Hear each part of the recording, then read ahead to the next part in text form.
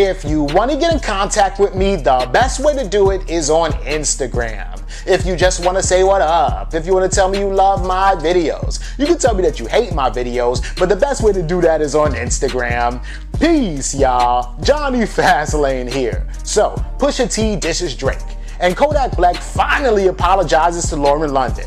Plus, MoneyBagg Yo calls out DJ Akademiks. Let's talk hip-hop.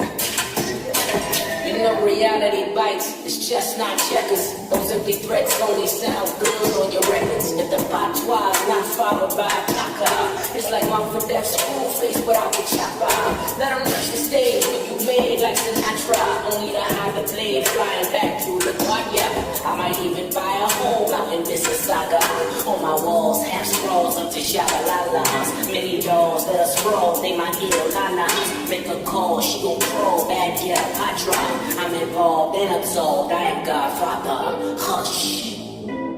Alright, so y'all know last week Pop Smoke's album came out, right? And it was fire. But the whole thing is that another song that was supposed to be included on the album didn't get included on the album, and there's probably a good ass reason why, right? That song is called Paranoia, and it has Pusha T on it, Young Thug, and Gunna, right? So it leaked the other day, and apparently Pusha T is just straight up dissing Drake in the verse, right? He doesn't say Drake's name, but we'll get to that in a minute, right? So anyway, Young Thug goes on Instagram and he goes, I don't respect the Pusha T verse on the song with me and Gunna because I don't have nothing to do with y'all beef, and neither does Gunna, right? And if I knew that that was about him, I would have made changes on our behalf. And basically he's talking about, yo, we ain't got beef with Drake. And I mean, Drake, the Migos, you know, Cardi B, all those people over there, like, they're all cool. They've been working with each other for a very long time. They went on tour together. So of course they don't want to beef with Drake for professional reasons, right? Pusha T doesn't have that same sentiment, right? The whole situation though is that he was going in on Drake on the song, right? So let's break it down, right? So first of all, he goes, those empty promises sound good only on records if the patois is not followed by the block eye, right? If the patois is not followed by the block eye, because y'all know Drake be talking like his Jamaican accent sometime, right? Then Pusha T says, let him rush the stage when you made like Sinatra, only to hide the blade firing back through LaGuardia. Basically, he's talking about that time that Drake paid some people to jump Pusha T on stage when Pusha T was performing in Toronto, and then rumor has it that one of the dudes that jumped Pusha T got stabbed, right?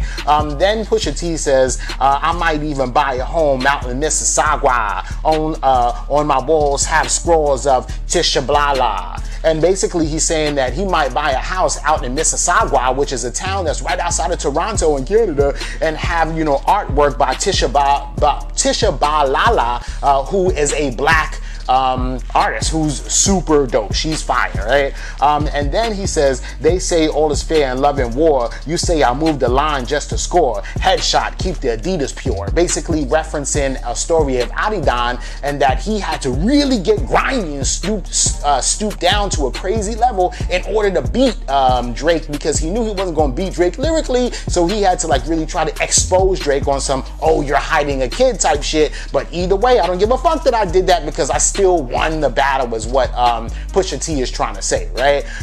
Crazy as hell. Why is he still thinking about Drake after all of this time? Who knows? And also, because you wanted to go in on Drake on that verse, you ended up stopping your money and your shine, because guess what? Your song wasn't included in Pop Smoke's album now, right? Which is completely crazy, right? Of course, Drake hasn't responded to this.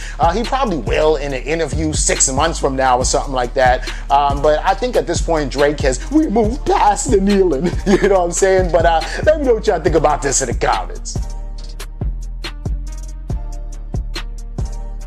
Alright, so a year later, but Kodak Black goes on Instagram, he puts up this picture, right? And he's like, willing to accept when I'm wrong and stand firm when I'm right. The whole world knows your example was a guiding light. I pray for your family and I hope that you accept this humble apology, right? You remind me of Ice Cube, Bunchy Carter, and Huey P. all roll into one. A hustler and the owner, and the second coming of Eazy-E. What happened to you could have happened to me.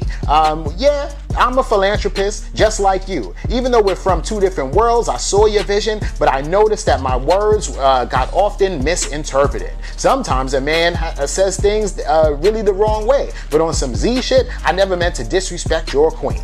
homie, I really respecting your scene.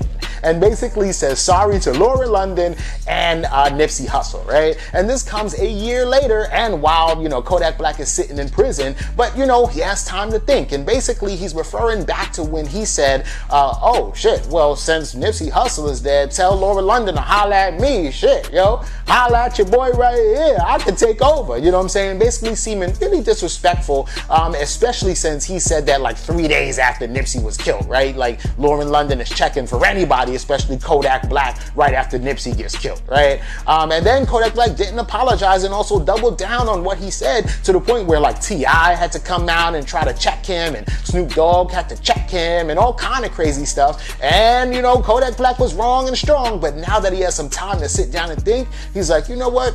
I was wildin'. Much respect to Nipsey, and I apologize, right? That's cool, man. And I honestly really don't think that Kodak Black, has any ill will. He's just crazy. Kodak Black reminds me of Old Dirty Bastard, yo. Let me know what y'all think about this in the comments.